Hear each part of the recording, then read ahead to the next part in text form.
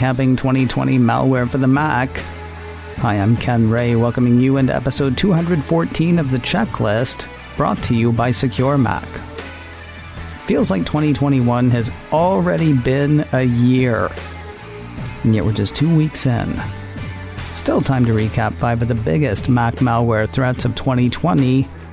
We'll do that on this edition of The Checklist, brought to you by SecureMac.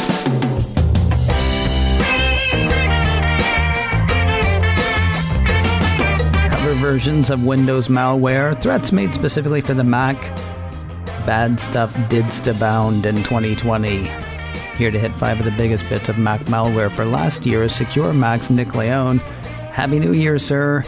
Let's talk about bad things. Sounds fun? Fun, sure. We'll see what we can do. Our first bit of malware is not new, actually, though worrying about it for the Mac was new in 2020. Yeah, so the first one is the macOS variant of Finspy. And Finspy is commercial spyware, meaning it's made by a private company. It's sold to customers around the world. And in Finspy's case, it's sold to law enforcement and governments. Until last year, we didn't think it affected Mac users, but in September, security researchers at Amnesty International actually found a macOS variant of the stuff. And it was spreading through Trojanized app installers and using older macOS exploits to infect Macs, or, like failing that, just falling back on social engineering tactics. Okay, can you remind everybody what a Trojanized app installer is? Yeah, it's just a way of saying an installer that delivers malware. So you think you're getting whatever app you're trying to install, and the installer is actually a malware delivery vector. Oh, like a pretty GIF rolled inside the city gates. Yes. Okay. Can you help me out on something? Because it sounds like you're saying that governments are paying big money for old exploits or exploits that would work on old computers. Well, they're paying for the spyware. They're paying for Finspy, or FinFisher, as it's sometimes called, which is this, fairly sophisticated, feature-rich surveillance suite. And so then the real question is, okay, well, you have that spyware. How do you get it onto somebody's computer?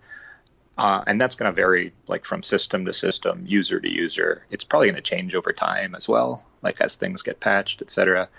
So to use Finspy, you just have to have some way to get that malicious software installed on your target's computer. And that could happen in a number of ways, right? Like exploiting an unpatched vulnerability, tricking a user into infecting themselves, leveraging a zero-day, whatever. Okay. So initially when I was reading about it, what you had written then, I was thinking that it was the malware that's targeting the old machines, but the malware targets machines, and getting it onto the machines, the way they were trying to get it on there was basically targeting the older machines, or maybe people who hadn't updated, things like that. That's how I understood it, that this particular variant was using some older exploits, or it had like a backup plan. Like if that didn't work, it would default to sort of a kind of like a hey, install me tactic. Okay. So I think of it as like a social engineering type tactic that you see with Mac malware a lot. That makes sense. Now, part of me wants to ask what people can do to stay safe against Finspy, but I mean, most of us aren't going to have nation states coming after us. Probably not, although who knows. But, again, I think what's interesting in this case is that we saw Finspy being used by exploiting unpatched vulnerabilities, or by like getting users themselves to circumvent their Mac's protections. And all of that really drives home the importance of all of the best practices the checklist has been covering for years, right? So always keep your operating systems up to date. Always patch your software. Avoid software that's coming from an unknown or an untrusted source. And, always be on the lookout for like phishing or social engineering type attacks, which means, handle any incoming email or link with care, right? Don't just click on stuff. And if you're installing something and you see a warning, a system dialog, don't ignore it and just click through, because it could be telling you something important. That's another one. Next up is the macOS variant of GravityRAT. Yeah, GravityRAT is a spyware tool that gives bad guys remote access to an infected system. So they can steal data from a computer, they can execute commands on it. And again, it's sort of like Finspy in that GravityRAT's been a threat for Windows for quite a while. But in 2020, researchers, this time at Kaspersky, announced that they had discovered macOS variants as well. And they also found some versions for Android too, I think. And, so here again, just like with Finspy, GravityRAT was infecting Macs using Trojanized apps. Okay, when we say a Mac version of Windows malware, I'm thinking I can get games for one operating system that then gets ported to another operating system. I mean, is malware actually ported in that same way? Yeah, totally. I mean, malware is just malicious software, right? And it has developers, just like legit software has developers. So, just like with games or whatever, you're getting malware authors porting or, recompiling their malware, or maybe even other people's malware so that it'll run on macOS.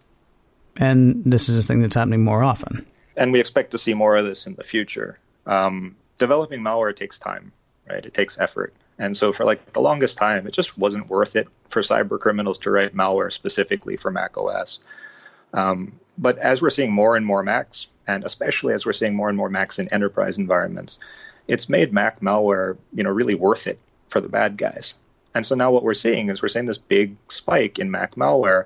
And if you're a bad guy and you're looking to attack a whole new and, lucrative group of targets, namely Mac users, then one way to do that is by repurposing older Windows and Linux malware so that you can quickly and effectively and efficiently create, quote unquote, new Mac malware. And that's going to be a pretty attractive option for a lot of folks out there. So then what do we need to do to stay safe from this one?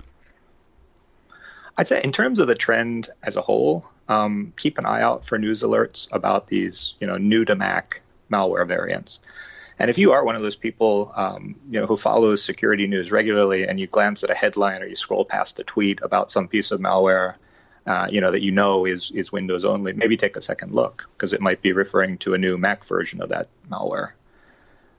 In terms of staying safe, again, just fall back on best practices. A lot of these what we call new to Mac malware variants are going to come in the form of malicious downloads. And there's often going to be code signing or notarization problems. So that stuff's going to get flagged by macOS. And that should mean they aren't going to run. But if users can be tricked into ignoring system alerts or doing other things to bypass their Mac's built-in protections, then that stuff can still be dangerous. So again, only get your downloads from trusted sources, which means either the Mac App Store or directly from a developer's website, provided you know and trust the developer. And again, if you see dialogues or warnings coming from your Mac when you're installing something, pay attention to them. All right, let's get away from the cover versions for a minute because, they're great and everything, but we like an original here too. What can you tell us about, it's spelled, well, it's not spelled because it's not a word, XCSSET. Right. I've heard people pronounce it XCSSET, so I'm going to go with that. Okay. XCSSET is really a suite of malicious components that researchers have found infecting Xcode projects. And, real quick, Xcode is just the tool that's used to write macOS software. So this one's mainly a concern for app developers, but as we'll see, the overall strategy used has implications and serious implications for regular Mac users as well. But starting with the developers, so XCSSET spreads through infected Xcode projects. And the thing is, a lot of developers share their Xcode projects with one another, or they use other people's projects in their own apps. So you can probably see the problem here and the potential for this to spread, right? If a developer downloads an infected Xcode project and then uses it, their system could be compromised. And so it's this feature of XCSSET that's led some people to talk about it in terms of a supply chain-like attack. All right. So what does the malware itself do? Lots of bad things. It can steal credentials, steal data, can even set up systems for ransomware attacks. Okay. So we know this is targeting developers. You indicated there are concerns as well for just average users. Can you say a bit more about that? I think the thing for everyday Mac users to be aware of here is that bad actors are targeting developers directly and that they're succeeding. And that means a couple of things. First, because there's a lot of sharing of code back and forth between developers, there's a potential for bad guys to use public code repositories like GitHub or Bitbucket to spread malicious software. But the bigger picture here is that bad guys are using this tactic of going after software that will later be used by other people. as a way of attacking those other people, which is known as a supply chain attack. And this really does have big implications for non-developers, for everybody, really. Because the thing is, we can say, okay, only download software from trusted sources, or only visit, trusted websites or whatever. And that's right. That's great advice. But the problem is, what if your trusted source has been compromised? And what if they don't know it, right? What if their software or their website contains malware or malicious code and you trust it? And you install that latest update, or you enter your financial details in a form on that website, and then bad things happen, right? So that's something that affects all of us. And, I think we had this dramatic example of what that could look like and of how much damage it can do right at the end of last year with the SolarWinds hack.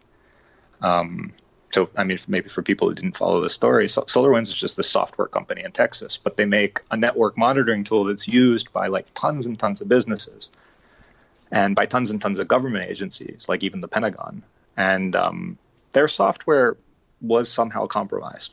And then this compromised software got installed and run on who knows how many sensitive systems, which let the bad actors, presumably we think Russian state actors, steal data, infect systems with other backdoors.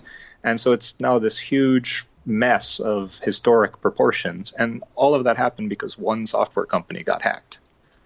And, for the rest of us, for people who don't work for the Department of Defense, maybe something that's more likely to be of concern is what we've talked about before on this show. Things like e-skimmers, malicious code that infects an e-commerce website and steals your credit card details or other sensitive info when you're using the site. And, again, that stuff, too, can get on a website through supply chain attacks. Okay, well, where this is mostly targeting developers and the tools that they use, not to put it off on somebody else, but it's mostly on them to guard against this, right? Yeah, definitely. On the one hand, this one's on developers and on people who run websites. And so obviously that makes it really hard for the rest of us, right? Because we trust that website or we trust that app. And if it's been compromised, and if the person who's responsible for it doesn't even know that, well, how do we protect ourselves from that? I think there is actually something you can do, though, and that's use an outbound firewall app, something like Lulu Firewall or Little Snitch. Because those tools function by catching traffic that's leaving your Mac and, catching suspicious traffic leaving your Mac. So if the worst case scenario does happen and you get infected with a piece of malware through some source that you trust, that malware is probably going to try to phone home, probably going to try and contact a command and control server to either download additional malicious components or to ask for instructions or await, commands to execute. And if your firewall can catch that and stop that from happening, then you can at least contain the damage.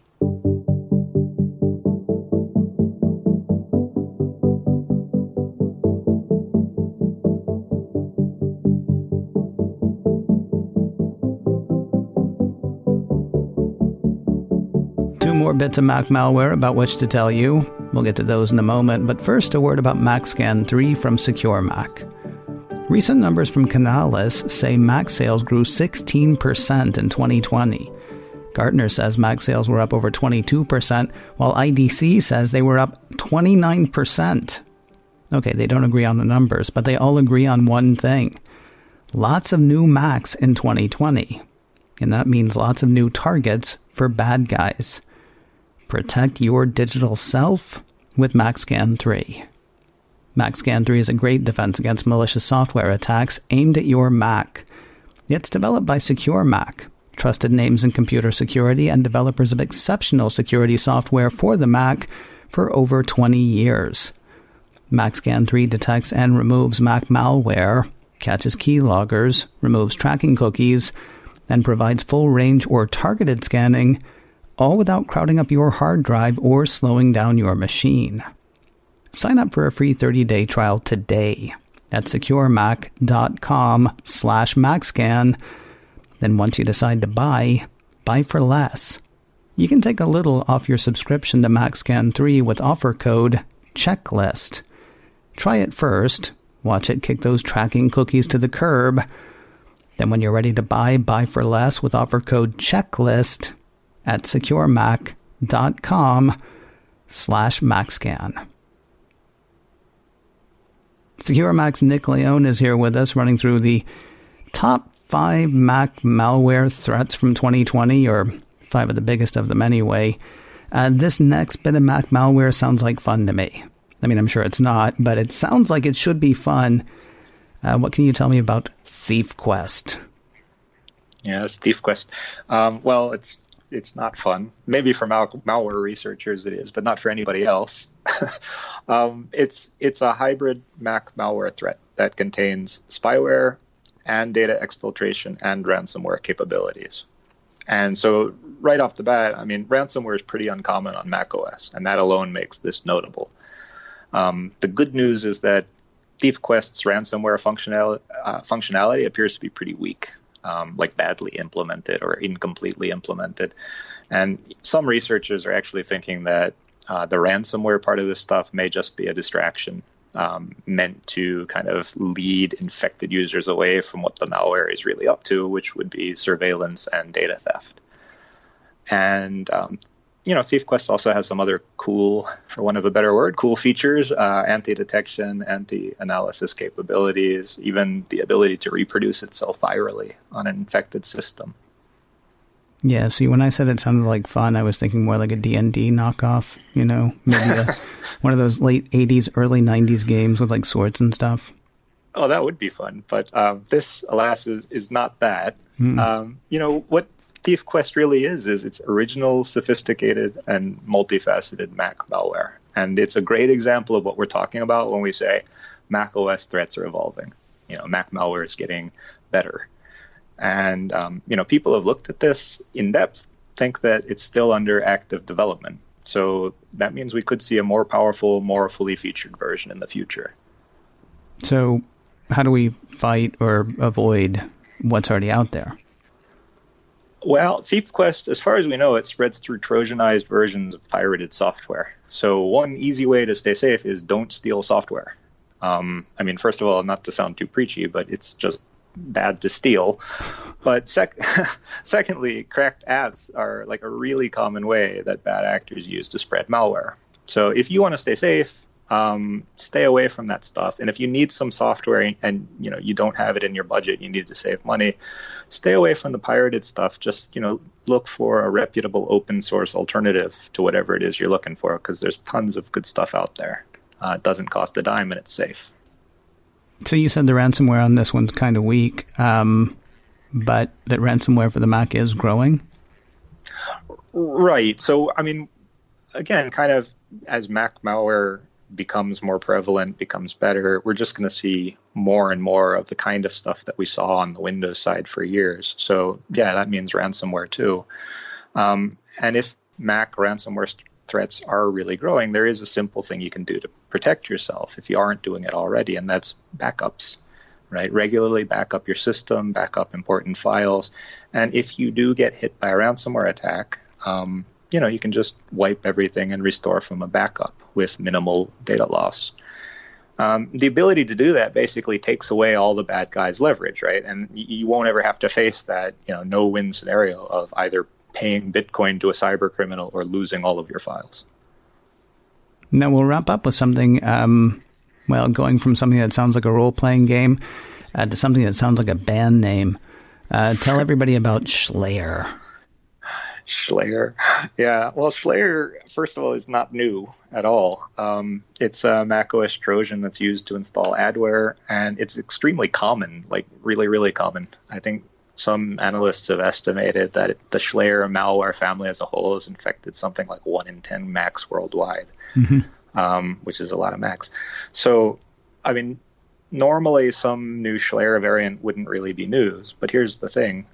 Last August, security researchers discovered a variant that had gone through and successfully passed Apple's app notarization process.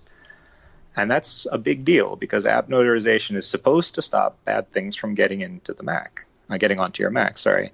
And all developers have to submit their apps to Apple's notarization service before they're allowed to run on Mac OS. If an app hasn't passed the notarization process, Gatekeeper blocks it from running. Gatekeeper's supposed to block it from running, but not this time. Right, not this time, right? So there's this stuff that was clearly malware, and yet it would run on a Mac as notarized.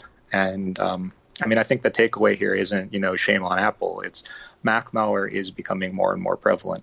And yeah, there are safeguards and checks in place, but Apple really can't keep on top of absolutely everything.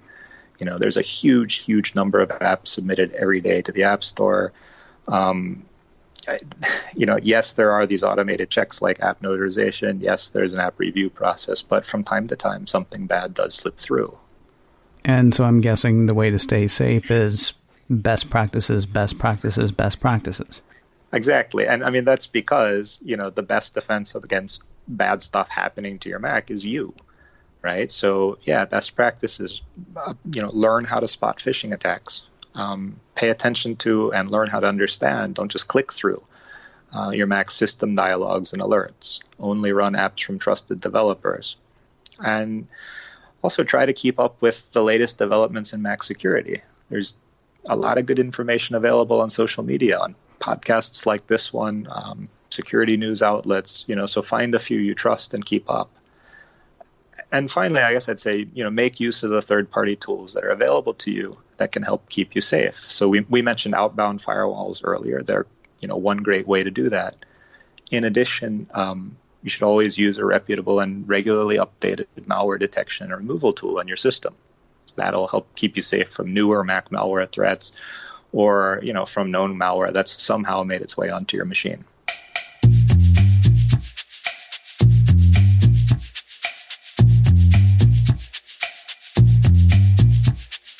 I referred to Nick earlier as SecureMac's Nick Leone. That's because he writes for the SecureMac site.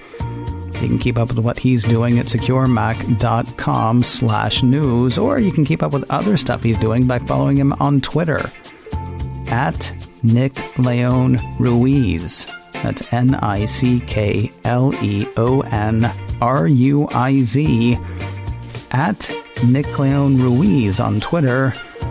And thanks again to Nick Leone for joining us today. Hey, if you're looking for more security news and how-tos, the place to look is securemac.com/checklist. There you'll find notes for this episode, for all the episodes we've ever done, and you can listen to the show right there as well.